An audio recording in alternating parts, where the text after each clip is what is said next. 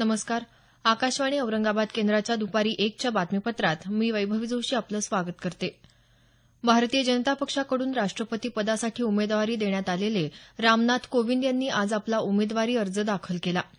पंतप्रधान नरेंद्र मोदी, भाजप अध्यक्ष अमित शहा, भाजपचे ज्येष्ठ नेते लालकृष्ण अडवाणी, मुरली मनोहर जोशी, केंद्रीय मंत्री व्यंकय्या नायडू यांच्यासह इतर केंद्रीय मंत्री आणि भाजप शासित राज्यांचे मुख्यमंत्री यावेळी उपस्थित होते. राष्ट्रपती पद हे लोकशाहीचं सर्वात मोठं पद असून या पदाची प्रतिष्ठा कायम राखण्यासाठी प्रयत्न करणार असल्याचं कोविंद यांनी अर्ज सादर केल्यानंतर वार्ताहरांशी बोलताना सांगितलं. दरम्यान या निवडणुकीसाठी संयुक्त पुरोगामी आघाडी आणि अन्य विरोधी पक्षाच्या वतीनं लोकसभेच्या माजी अध्यक्ष मीरा कुमार यांना उमेदवारी देण्यात आली आहे. येत्या 17 जुलैला राष्ट्रपती पदासाठी निवडणूक होणार आहे. भारतीय अंतराळ संशोधन संस्था इस्रोनं देशाच्या कार्टोसॅट-2 या उपग्रहासह अन्य 30 उपग्रहांचं आज केलेलं प्रक्षेपण यशस्वी झालं असल्याचं इस्रोच्या शास्त्रज्ञांनी सांगितलं. आंध्र प्रदेशातल्या श्रीहरिकोटा इथून आज सकाळी 9:29 PSLV C-38 या यानातून हे उपग्रह अवकाशात झेपावले. या यशाबद्दल पंतप्रधान नरेंद्र मोदी आणि काँग्रेस अध्यक्षा सोनिया गांधी यांनी इस्रोचं अभिनंदन केलं आहे. वैद्यकीय प्रवेशासाठी घेण्यात आलेल्या वैद्यकीय पात्रता प्रवेश परीक्षा नीटचा निकाल आज जाहीर झाला. केंद्रीय माध्यमिक शिक्षण मंडळ सीबीएसईच्या संकेतस्थळावर विद्यार्थ्यांना हा निकाल पाहता येणार आहे. नीट प्रवेश परीक्षेचा निकाल जाहीर करण्याचे आदेश 12 जून रोजी सर्वोच्च न्यायालयानं दिले होते. केंद्रीय नागरी विकास मंत्रालयानं आज स्मार्ट सिटी योजनेअंतर्गत तिसऱ्या टप्प्यातल्या 30 शहरांची यादी जाहीर केली. यात महाराष्ट्रातल्या पिंपरी चिंचवडचा समावेश आहे. तिरुवनंतपुरम, नया रायपूर, राजकोट, पाटणा, पुदुच्चेरी, गांधीनगर, श्रीनगर, बंगळुरू, जम्मू, अलाहाबाद, गंगटोक आदी शहरांचा यात समावेश आहे. हेरगिरीच्या कथित आरोपाखाली फाशीची शिक्षा सुनावण्यात आलेले भारतीय नागरिक कुलभूषण जाधव यांचा पाकिस्तानकडून प्रसारित करण्यात आलेला व्हिडिओ खोटा असल्याचं भारतानं म्हटलं आहे.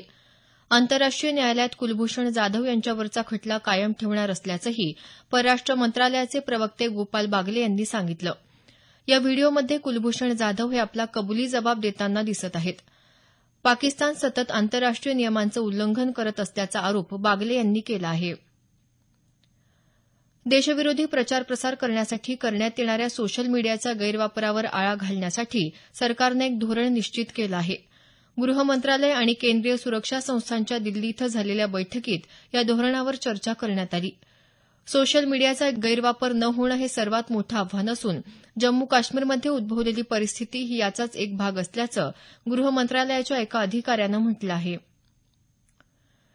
कर्ज संलग्न व्याज अनुदानाच्या माध्यमातून आर्थिकदृष्ट्या दुर्बल आणि अल्प उत्पन्न घटकांसाठी असलेल्या प्रधानमंत्री आवास योजनेअंतर्गत उत्कृष्ट नियोजन करणारं देशातलं अग्रेसर राज्य म्हणून महाराष्ट्र राज्याची निवड करण्यात आली आहे. केंद्र शासनाच्या गृहनिर्माण, शहरी दारिद्र्य निर्मूलन आणि नगरविकास विभागातर्फे आज हा पुरस्कार प्रदान करण्यात येणार आहे. आषाढी वारीसाठी निघालेल्या संत श्री ज्ञानेश्वर महाराजांची पालखी आज जेजुरीहून वाल्हेकडे मार्गस्थ झाली. शिक्षण मंत्री विनोद तावडे आज ज्ञानेश्वर महाराजांच्या पालखीत सहभागी होणार आहेत. संत श्री तुकाराम महाराजांची पालखी आज गवळ्याची उंटवडीकडे मार्गस्थ झाली. तर पैठणहून निघालेली संत एकनाथ महाराजांची पालखी आज पाटोदाहून मार्गस्थ झाली. दिपोळ इथं आज पालखीचा मुक्काम होणार आहे. एकनाथ महाराजांच्या पालखीचा दुसरा रिंगण सोहळा आज पारगाव घुमरे इथं पार पडला.